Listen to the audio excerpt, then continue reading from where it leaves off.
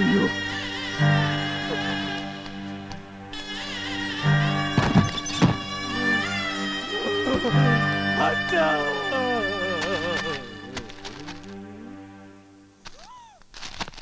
എന്താണ് അച്ഛൻ മരിച്ചില്ലേ? എന്താ ഈ കാണിക്കണത്? അളിയ മരിച്ചു എന്ന് പറഞ്ഞത് ഞങ്ങളുടെ ഈ അമ്മാവനല്ല, അളിയന്റെ അമ്മാവനാ. പൊന്നമ്മാവൻ. അതേതമ്മാവൻ?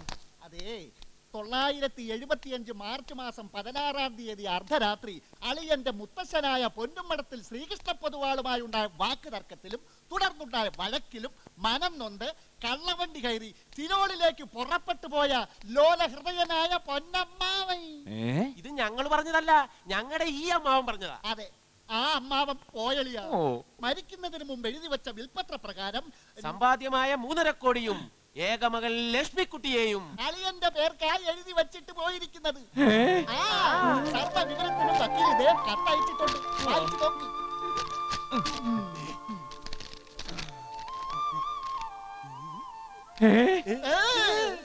വിഷ്ണു, പൊന്നനെ കണ്ട ഓർമ്മയുണ്ടോ നിനക്ക്? ഇതാ നോക്ക്.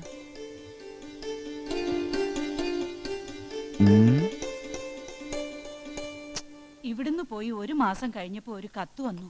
സിലോണിലെത്തി ഏതോ ഒരു സർക്കസ് കമ്പനി ചേർന്നെന്നും ഇനി നാട്ടിലേക്കില്ലെന്നും.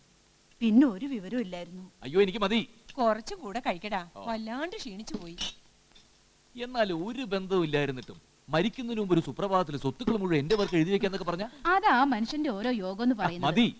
അതൊക്കെ കഴിക്കടാ. 30-ാമത്തെ വയസ്സിൽ രാജയോഗം തെളിയുമെന്ന് നിന്റെ ജാതകത്തിലുണ്ട്. അല്ലമ്മേ, ഈ ലക്ഷ്മിക്കുട്ടിക്ക് ഇപ്പൊ എത്ര വയസ്സ് വരും? 30-ാം പിറന്നാളിന്റെ തലേന്നാ പൊന്നൻ നാട് വിട്ടത്. അങ്ങനെ നോക്കുമ്പോ ഒരു 10-18 വയസ്സിന് മേലെ കാണാതിരിക്കില്ല. അതൊന്നും പറയാൻ പറ്റില്ല. ചിലപ്പോ അമ്മാവിനെ അടുത്ത കാലത്തെങ്ങാനും കല്യാണം കഴിച്ചെങ്കിൽ ലക്ഷ്മിക്കുട്ടിക്ക് ഒരു 2-3 വയസ്സേ കാണൂ. ഇടി നിന്നെ ഞാൻ.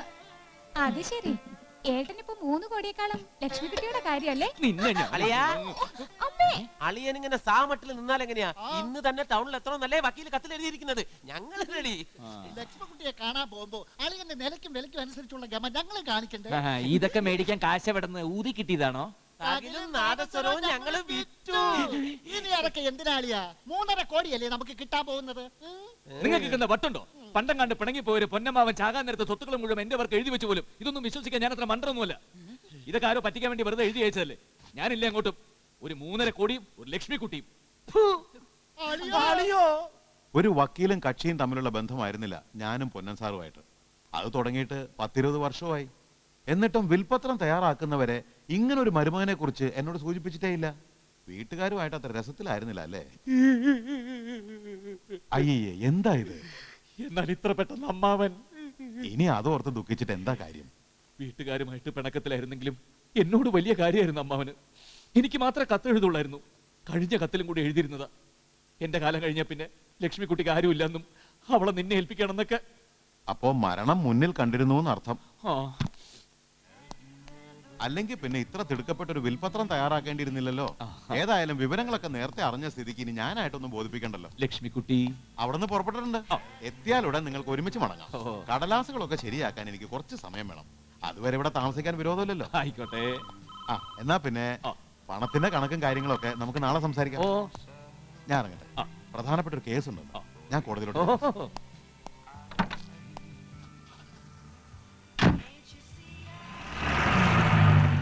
ലക്ഷ്മിക്കുട്ടി.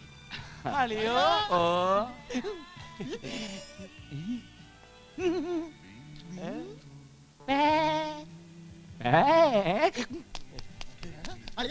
അളിയോ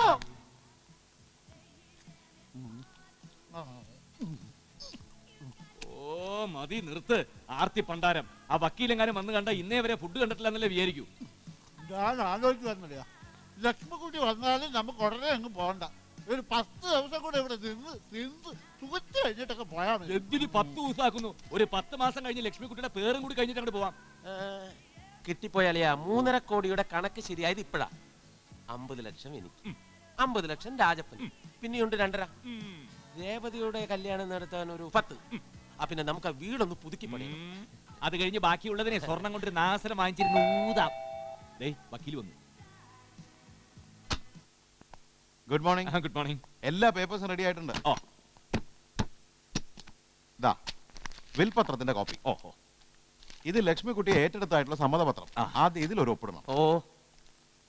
പിന്നെ ഒരു കാര്യം, ഏറ്റെടുത്ത് കഴിഞ്ഞാൽ പിന്നെ ലക്ഷ്മിക്കുട്ടിയുടെ എല്ലാ അവകാശങ്ങളും ഉത്തരവാദിത്വവും ഇനി വിഷ്ണുനാരായണന് മാത്രമായിരിക്കും. അവളെ ഉപേക്ഷിക്കോ പീഡിപ്പിക്കുകയോ ചെയ്യരുത്. അങ്ങനെ വന്നാൽ എനിക്ക് നിയമപരമായി വിഷ്ണുവിനെതിരെ നീങ്ങേണ്ടി വരും. അയ്യോ എന്താ സാർ ഇങ്ങനെയൊക്കെ പറയുന്നത്? അവൾക്കിനി ഞാൻ മാത്രമല്ലേ ഉള്ളൂ. ജീവിതകാലം മുഴുവൻ ലക്ഷ്മിക്കുട്ടിയെ ഞാൻ പൊന്നുപോലെ നോക്കിക്കോളാം. ഇനിയുള്ളത് പണത്തിന്റെ കാര്യം. എല്ലാം ഡ്രാഫ്റ്റ് ആയിട്ടാ വെച്ചിട്ടുള്ളത്. ഓ.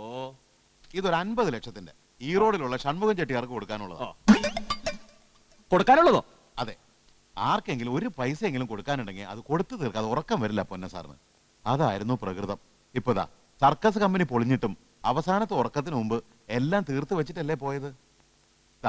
പിന്നെ ഒരു 65 ലക്ഷം തേലത്തെ മരുന്ന് നായകത്തിന് കൊടുക്കാൻ. അപ്പൊ ഈ 3.5 കോടിയും കടം തീർക്കാനുള്ളതാണോ? അല്ലെന്നേ, ഒരു 10,000 രൂപ വിഷ്ണുനാരായണന്റെ പേർക്ക് മാറ്റി വെച്ചിട്ടുണ്ട്. ഇതാ അതിന്റെ ചെക്ക്.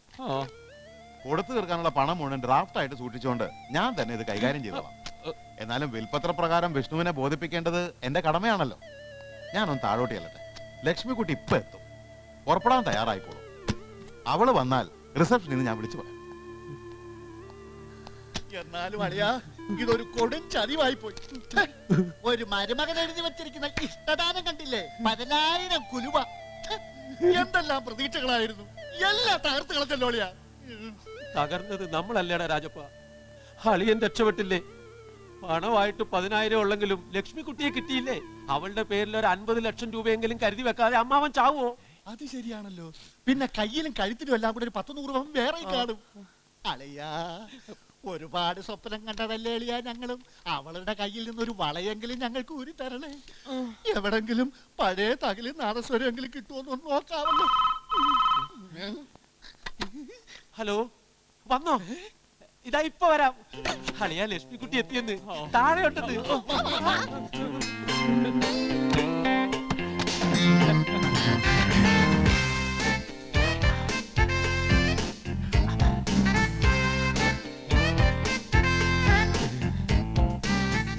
കയ്യിലും കഴുത്തിലും കാലിലും ഒക്കെ ഇഷ്ടം പോലെ ഉണ്ട്.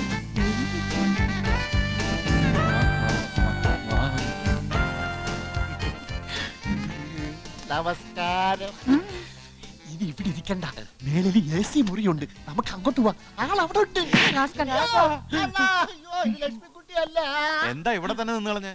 ലക്ഷ്മിക്കുട്ടി എത്തി.